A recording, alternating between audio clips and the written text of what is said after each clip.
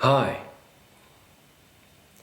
So today I'd like to talk to you about how to slap your depression. How to make your depression your bitch. And it's actually a very simple process. And there are just a few actionable steps that we should take in order to actually combat this uncomfortable situation. So the first one is that you should include self-awareness practices into your daily life. How does it look like practically? Well, what I personally do is I combine two practices which I find incredibly powerful and useful.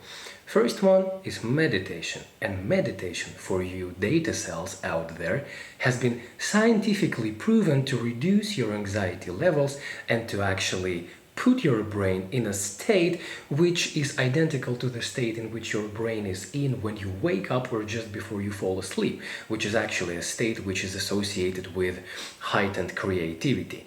In simpler words, what meditation allows you to achieve is a state of decluttered consciousness, where the ideas just flow freely to you. Like you become the master of spiritual aikido and the ideas just flow into your brain, and it's like you experience a certain sense of clarity where you just know what you need to do when the direction is clear to you, the purpose is clear to you, and there's no fog. That's a very magical state. You should try it out. And in fact, meditation doesn't have to be so complicated. You shouldn't find yourself practicing meditation for hours on end. No, just if you sit down for 5 minutes, put some nice music into your ears. There's meditation music tracks specifically put on YouTube.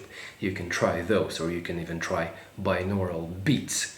Right? If you just sit down and you observe your state and you observe your thoughts, you practice breathing.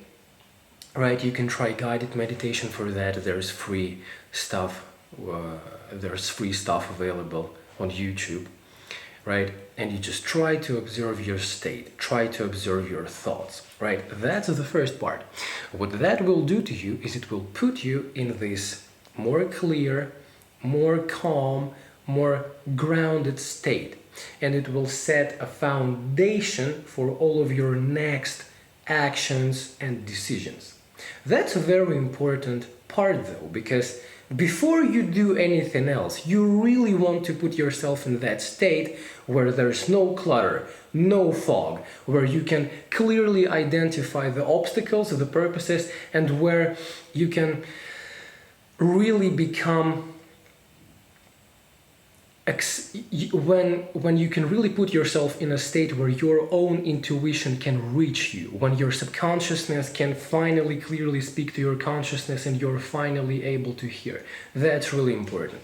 Now, the second part of my self-awareness routine is journaling, and it doesn't have to be that for you. In fact, in the past, I used to practice self-dialogue, which is basically talking to myself. And before you think that I'm a crazy guy, just think about this one. Who knows you better than you? Who can provide you with the more profound knowledge of yourself than yourself? Precisely, no one. You are the best person to talk about yourself. Therefore, some form of self-dialogue should definitely be present in your life. In the past, I used to just sit down and basically talk to myself aloud, and it really helped because it allows you to structure your conversation as if you were talking to another person. That's really useful. But what I have then switched to is the practice of journaling. If you have been in the self-improvement media sphere, you have definitely heard about this practice before. Many people praised it. And it's actually really great because what it allows you to do is to have some perspective. Right? When you talk, you don't really write it down. You don't really remember your previous thoughts, and you can't come back to them later in order to assess them or in order to dissect them and perhaps gain new insight from that. But when you write, you actually gain this perspective, you actually gain this timeline, which you can later refer to and come back to. And that's really, really useful. Plus, when you speak, the act of speaking is a tiny bit more spontaneous than the act of writing, right? When you can actually sit down and really think about what you're going to write, you really think about how you're going to build this sentence, you're really going to think about the cause and effect relationship between certain areas of your life, that gives you an opportunity to have a more detailed approach to the act of being self-aware, right? And finally, what does it even give to you? Well, the act of being self-aware, or the act of practicing self-awareness, gives you just that, self-awareness. As we know from the 5 stages of grief, or like the 5 stages of overcoming life difficulties, the first one is accepting that, right? And many times you might not even be aware of the fact that you're really, really depressed. And trust me, when you actually sit down to write down, to dissect your thoughts, man, sometimes it's magical. Like, people go to therapy, right? And I have nothing bad to say about therapists or psychology as a whole, but a large portion of what you are doing in therapy is actually finding a way to build a dialogue with yourself. The job of a psychologist is to have you talk to yourself in a certain way that would allow you to find solutions and answers within yourself. And that's a very important part. And sometimes, man, really, you sit down to write about something, you have a certain problem or a certain, let's say, request that you wish to dissect, right? And as you are writing, man, sometimes you find yourself going on a tangent in a field so far away from the original topic that you're just marveling at what is written as a final result, simply because your psyche is such a complicated mechanism and so many processes within it are interconnected. So you might want to sit down and write about what bothers you at the moment, and then you suddenly untangle a trauma that has been bothering you for 15 years and you were not even aware of that. And that's the magic of journaling, man. That's the magic of self-awareness. That's the magic of actually building a dialogue with yourself. Really, really valuable. Try it out today. Don't be afraid of that. Just sit down, write the first thought that comes to your mind, and then watch it untangle itself. Like, have you ever heard writers talking about how the book writes itself? Well, that's precisely what you will experience when you try it out. So the first one is self-awareness. Meditation to put yourself in a grounded state from which all of the problems are visible. That's like heightening yourself on a mountain from where the entire landscape is visible, right? So your mindscape will become visible to you. Then you sit down and you actually write, you actually journal to actually entangle yourself and take all of that trauma that is silently boiling there without you realizing how it poisons you. That's an important one. So the next step to slapping your depression, this one is actually really, really interesting. It's not what you will hear in many other basic bimbo videos. So here it comes. I've learned this one from Jordan Peterson.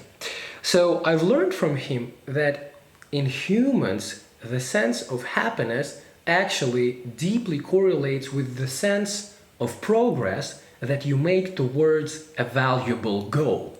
And what is a valuable goal? Well, it's a goal which is connected with certain values that you place very, very high on the very top of your value hierarchy that you consciously or unconsciously believe and express in your life. So to put it into perspective, right? A person who helps others, a person who's a volunteer, right? He does something which is aligned with a goal, with a purpose, which also correlates with a value that he holds very dear to himself, that has a very elevated position in his hierarchy of values, right?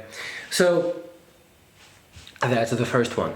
When you don't have a clear goal in your life, or your goal is very superficial, it is not aligned with any particular purpose, it's very easy to get depressed in that state, trust me. And if you've ever experienced being, highly motivated to do something, you had a really significant dopamine response to a certain activity, you were looking forward to do something, let me know what it was for you, but I would guess that it was probably a pursuit of a particular goal that was valuable to you. Right, and to give more perspective on that, what might it look like practically? Your goal might be to make a lot of money, but there are two ways to approach this dilemma or the problem of money, right?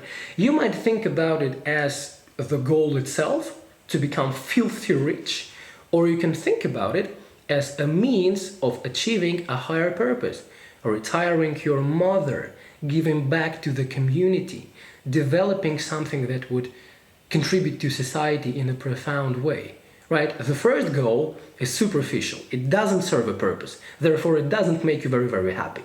Therefore, a lot of rich people actually say that money doesn't buy happiness. What money buys is, what money gives you is the means to realize a different goal, which therefore gives you happiness, because it is aligned with a different set of values in your hierarchy of them, right? And secondly, when it comes to choosing the right goal, you should pick a goal that is big enough to scare you, to challenge you, but is small enough so that you can actually take action. And this one is hugely important. Please pay specific attention to that. It's hugely important that you actually choose a goal which is big enough to actually yield something great over a long enough time frame, and it's small enough, or you can dissect it into steps small enough that you can actually take them. Because you probably know that when it comes to actually acting on something, what stops you a lot of the time is this sense of imperfection, right? Or perfectionism gets in the way. Oh man, I can't start this business because, well, I don't know anything. I don't really have any money. I don't really have any connections, right? So the goal seems so huge that you can't actually find like a little hole that would allow you to get yourself into the process, right? Here it comes. You should dissect the goal into steps small enough, so small in fact, that you can actually take action. Really huge. And Andrew Tate talked about it. There was a video of him where he talked about a suicidal man, young man, sending him an email and, basically asking for his advice. And what Andrew Tate told him to do is, before you go ahead and actually do the thing, go get yourself a six-pack, right? And then send me the pictures with the results, and in 30 days, let me know how you feel. Let me know if you are still experiencing the same feelings. And well, he shared the outcome of this story, that the guy wasn't anymore. And in fact, he couldn't believe even wanting to hurt himself in the first place. Now, this story is very, very, it illustrates my previous points very well. First of all, a guy got, he set himself a goal which was aligned with a high enough purpose. He was a young man, and he probably felt alienated and rejected by his society. Therefore, becoming accepted and valued and affirmed by that society, by, in fact, a figure that he held in a high enough regard, a figure to which he had attributed a lot of authority, which is Andrew Tate, right? That gave him a sense of purpose, right? Well, maybe if I can get a six-pack, I will be valued and I will be affirmed by Andrew Tate. Therefore, I will be affirmed and I will be validated by a man with a high status. Maybe it will give me a sense of belonging. Maybe it will give me a sense that I'm valued, that I'm actually affirmed, and that I'm validated in this society, right?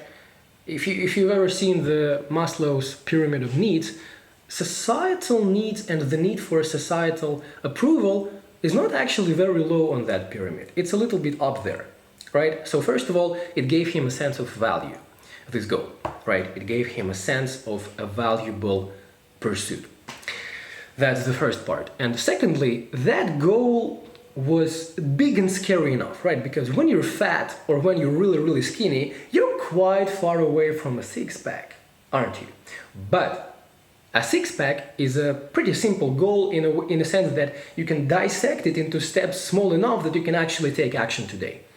You like drop down on the floor and do 30 crunches. Start tracking your calories, or at least, like, if you eat junk food 3 times a day, start eating it 2 times a day and get one healthy meal, right?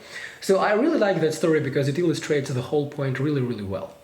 You want to find a goal that you can take action on and that is valuable to you. And now what it means for you, you have to figure out by doing what? By writing it down in your journal. That's correct. So, third thing that you want to do, and perhaps it should even come second, you should assess your lifestyle and you should identify depression-inducing behaviors. Now, that may sound very, very simple. Thank you, Cap, but it's actually more profound than you think. Simply because there are so many things which cause depression and mental illness that you're not even aware of. For example, I've recently come across information that insufficient nutrition can actually cause inflammation in your brain, which leads to, malnutrition of your brain, malfunction of your brain, which can manifest itself as depression. I've learned that, for example, low testosterone can lead to depression. I've learned that certain endocrine disruptors, which are found in water, in plastic packaging that is so common nowadays, they can also, directly or indirectly cause depression or other mental illness. Here is just a short list of behaviors which can cause depression, which you might not be unaware of. Smoking weed can cause depression. Excessively playing video games can cause depression. Porn certainly causes depression in man. And that's a topic for another video, man. Porn is actually more scary than heroin.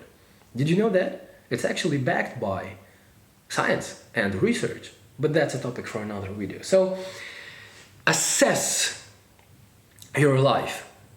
Analyze it. Become self-aware, like I previously taught you. Now, how might it manifest itself practically? Well, for example, let's take video games. Let's say that you're in the habit of constantly playing video games. Begin to become self-aware in the moments when you are playing video games. Do you really feel great after you have played, or not really? You feel kind of drained, kind of not like you're doing what you're supposed to be doing. There's some guilt associated with the action of playing video games, right? Begin to really assess that. Begin to really observe your state closely, right? And it might even it might contain factors. For example, well, I definitely feel great after I have played a little bit of video games with my buddies in the evening for an hour once I have completed all of my tasks. Felt great, right? Because I connected with the guys, I had some well-deserved fun, but what about if I just play the video game 6 hours a day to procrastinate, to not do what I'm supposed to do?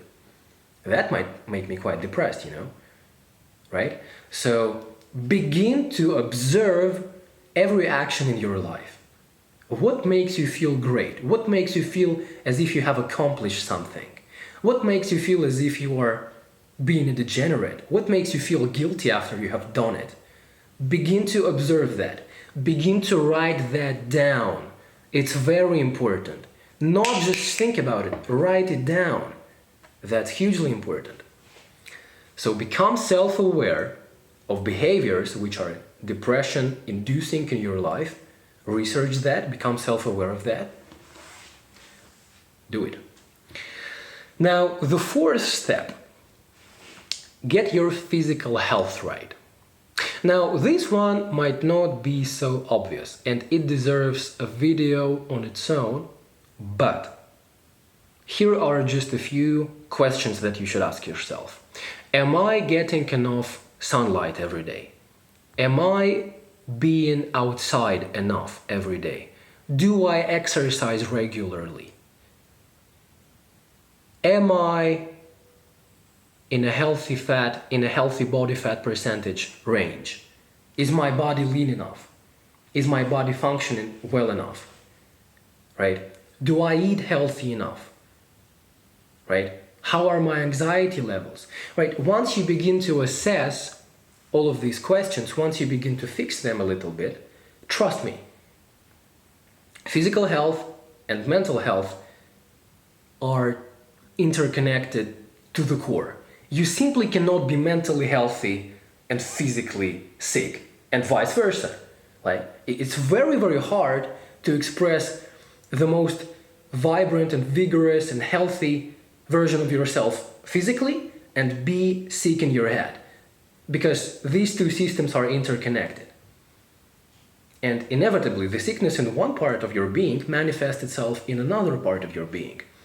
That's very important. So, once again, I will definitely make a video on that in the future about how to be healthy, how to exercise right, how to eat right, but make sure that you go out every day to get some sunlight, get some fresh air, make sure your sleep is right, make sure that you get at least 8 hours of sleep every day, make sure that you fall asleep and wake up at roughly the same time, make sure that you sleep in a cold room, make sure that you sleep in a dark room. That's incredibly important. Make sure that you limit EMF exposure at night.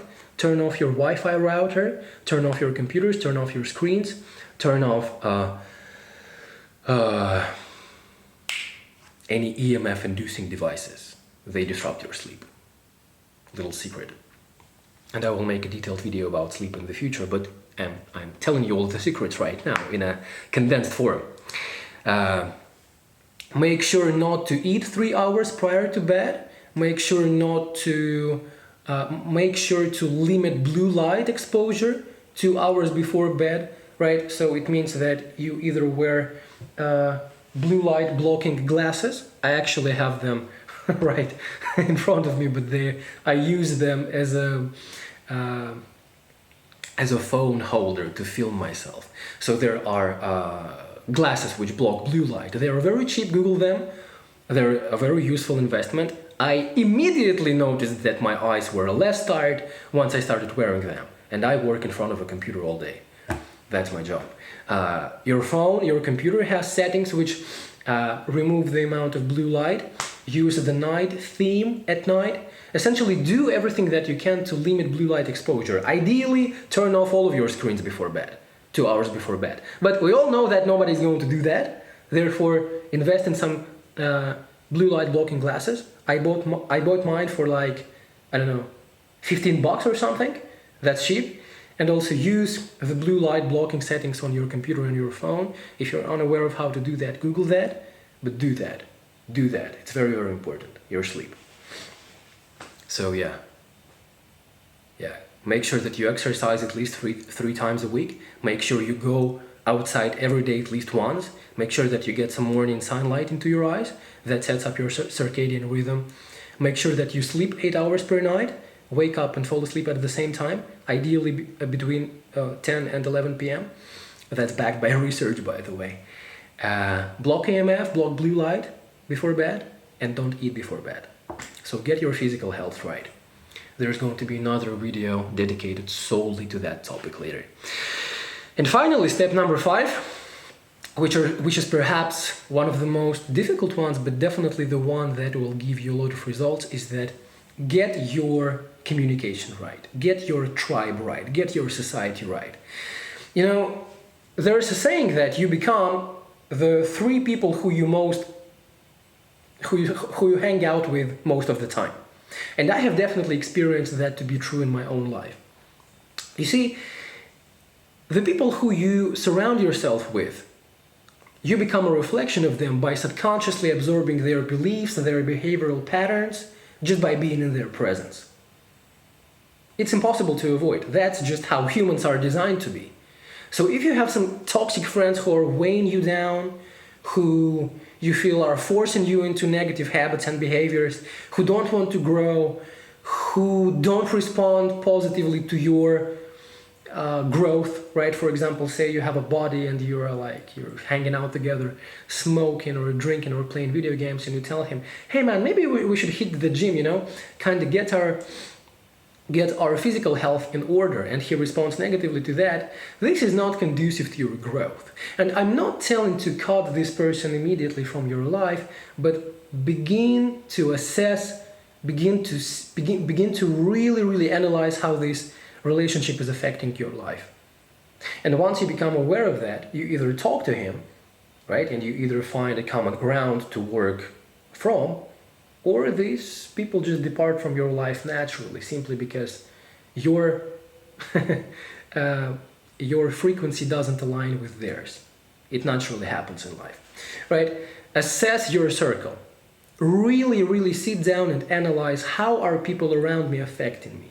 Are they conducive to my growth, or are they making me more degenerate, right? Do we grow together, or do we degenerate together? Do we do something that's genuinely good for our well-being, or do we just procrastinate and escape reality together, and we are happy to be miserable together, right? There's this crab bucket theory, that once you try to grow, the crabs are trying to pull you down. Are the people in your life trying to pull you down, or do they grow with you, right? Surround yourself with positive people. Finally call your mom. Finally call your mom, man. When was the last time? Call your grandmother, call your father, call your family, call your brother, call your sister. You're never going to regret that. These are one of the most positive people in your life. And if you cannot surround yourself with positive people, well, keep trying to. I do not condone loneliness. There has been a period in my life where I was lonely, completely isolated for 2 years, grinding like a Sigma male. You know what I'm saying? But let me tell you that humans are not designed to be this lonely. And this Sigma male grind set is a cope. It's copium, straight copium, my guy. I do not suggest it. It made me miserable. So find your tribe, surround yourself with positive people, create an environment where toxic people naturally depart from your life, or just do that forcefully if that has to be the case, but be smart about it. Analyze it first. Create an environment, a social environment in your life which is conducive to your growth. That's incredibly important. Trust me, that's one of the most significant pillars that will support your mental health long term. So that's it. I hope this presentation was helpful to you in any way. I tried to give the most actionable, practical advice. I tried not to be vague. I tried to be very specific. So let me know if it helped. Leave a like, subscribe to the channel. More valuable content coming soon. Leave a comment if you enjoyed it. Peace.